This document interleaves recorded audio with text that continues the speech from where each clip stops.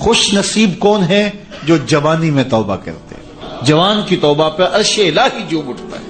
تو خوش نصیب لوگ ہیں جن کو سچی توبہ کی توفیق نصیب ہوتی ہے، اور وہ لوگ جو اپنی زندگیاں یوں ہی بسر کر دیتے ہیں اور راہ مستقیم پہ نہیں آتے، آوارگی میں بسر کر دیتے ہیں، تو پھر منو مٹی تلے چلے گئے لوگ کہانی بھی بھول جاتے ہیں۔ تو قبل اس سے کہ وقت آئے مجھے اور آپ کو اپنی آخرت کے لیے ضرور کوشاں ہونا چاہیے اور سچی توبہ سے اپنی آخرت کی تیاری کرنی چاہیے۔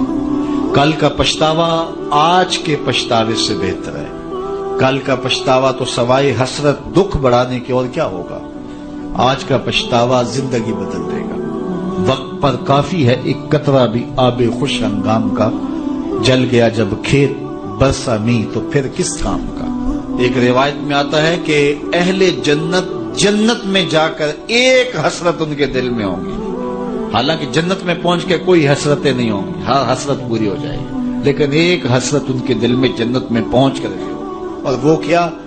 جو چند لمحے خدا کی یاد سے غافل گزارے کیوں گزارے۔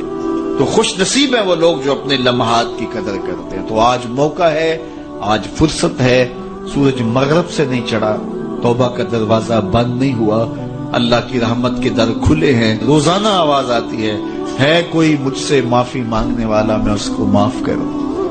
تو اس کے حضور آج حاضر ہو جائیں، کل تو آنا ہی ہے۔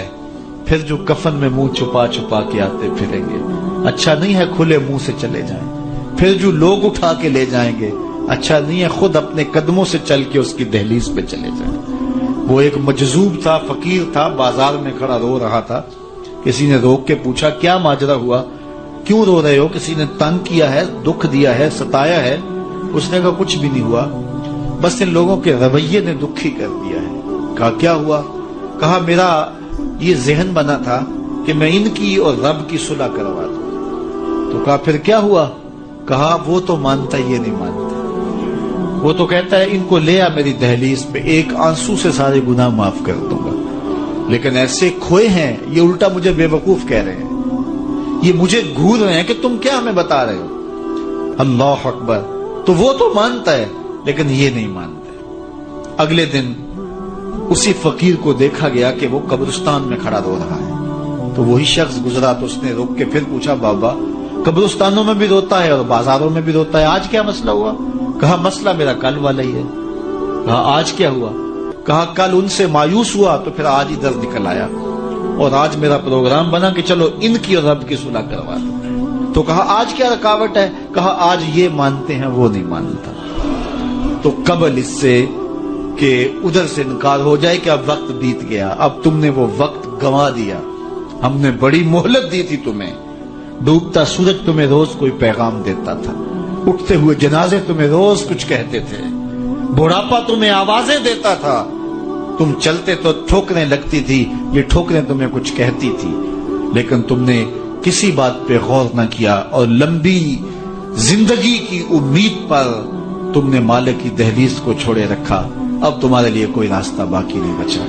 تو قبل اس سے کہ وہ وقت آئے کوئی حجت باقی نہ رہے، زندگی کے جو 4 دن مجھے آپ کو میسر ہیں، ہم اللہ کے حضور سچی توبہ کریں۔ توبہ کی شرائط 3 ہیں۔ پہلی شرط یہ ہے کہ جو گناہ کیا ہے اس پر ندامت، دوسرا یہ ہے کہ اس کو ترک کرنے کا پختہ عزم مصمم، اور تیسری چیز یہ ہے کہ آئندہ اس کو کبھی بھی نہیں کروں گا۔ اگر یہ 3 شرطوں کے ساتھ کوئی اللہ کے حضور حاضر ہو جاتا ہے تو وہ سچی توبہ ہے۔ لیکن محض کسی مجلس کے اندر توبہ توبہ پکار اٹھے، جس طرح وہ گاڑی والا ایکسیڈنٹ دیکھتا ہے تو رکتا ہے، 5 لاشیں گری ہوئی ہیں تو وہ ٹیپ بھی بند کر دیتا ہے، سارے بس والے توبہ توبہ پکارنے لگ جاتے ہیں، 1.5 کلومیٹر کے بعد پھر دوبارہ وہ بٹن دبا دیتا ہے، اور پھر وہی گانے اور وہی غلیظ چیزیں، اور پھر معمول کی زندگی۔ ایسی توبہ نہیں ہے۔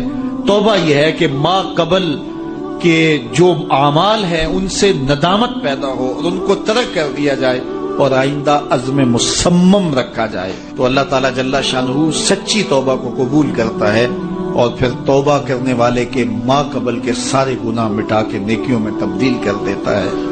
اللہ جل شانہ مجھے بھی آپ کو بھی سچی توبہ کی توفیق سے مالا مال فرمائے، اور زندگی کی ایک ایک ساتھ اپنے دین کے لیے گزارنے کی۔ حضور علیہ السلام نے ارشاد فرمایا میرے دوستوں میں سب سے قابل رشک دوست وہ ہے کہ جس کا سامان دنیا تھوڑا ہے اور نمازیں زیادہ ہیں، اور پھر ارشاد فرمایا جب وہ چلتا ہے تو اس کی طرف اشارے بھی نہیں ہوتے، یعنی وہ اتنا معروف نہیں ہے کہ وہ گزر رہا ہو تو لوگ کہیں یہ فلاں جا رہا ہے فلاں جا رہا ہے۔ اور پھر حضور علیہ الصلوۃ والسلام نے اپنے ہاتھ سے وَنَقَدَ بِيَدِهِ، حضور نے ایسے چٹکی بجائی اور فرمایا اس کو موت بھی ایسے ہی آئی، موت بھی اس کو ایسے ہی آئی۔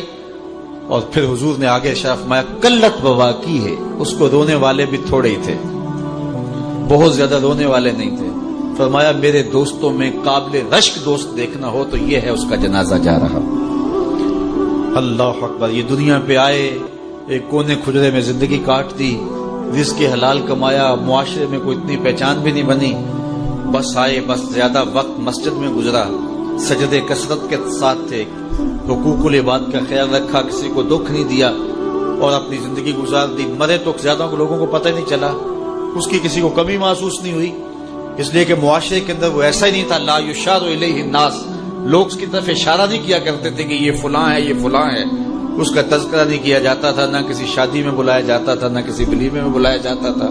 معاشرے میں ایک گمنام زندگی تھی، لیکن سجدے اس کے زیادہ تھے، نمازیں اس کی زیادہ تھی، قلت بواکی ہے، اور زندگی کے بکھیڑے بھی زیادہ نہیں تھے، گیا تو رونے والے بھی بہت ہی تھوڑے تھے۔ تو فرمایا میرے دوستوں میں قابل رشک دوست دیکھنا ہے تو یہ اس کا جنازہ جا رہا ہے، چونکہ جتنا وزن تھوڑا ہوگا، جتنا بھار کم ہوگا، اتنا سفر آسان ہوگا۔ تو ہماری زندگی آخرت کے لیے گزرنی چاہیے، اور ہم اتنا بوجھ نہ بنائیں کہ جو ہمارے لیے اٹھانا مشکل ہو جائے۔ تو ہم اپنی ساری زندگی مرتب کریں، منظم کریں، ہم فالح بن جائیں۔